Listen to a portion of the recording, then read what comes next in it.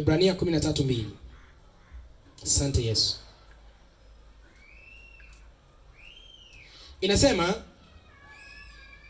msisahau kuwafadhili wageni.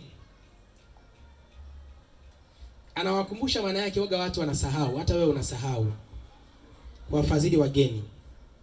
Angalia sasa kwa nini?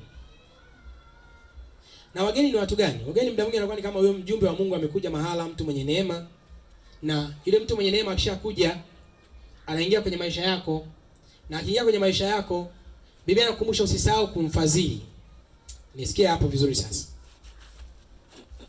Anasema mbele, msisahau kuwafadhili wageni, maana kwa njia hii wengine wamewakaribisha malaika pasipo kujua. Mwambie mwenzako pasipo kujua. Pasipo kujua. Mwambie tena pasipo kujua. Pasipo kujua. Kumbe unaweza kukaribisha malaika na hujajua. Amen. Amen. Ngoja nikuibie siri kidogo kabla tujamalizia pointi ya 4 ya mwisho. Namna kutembea na wenye neema. Dunia imekaa kwenye mfumo huu. Ni muhimu sana ukaelewa. Dunia ina watu wengi ambao sio watu, wanaishi kama watu duniani.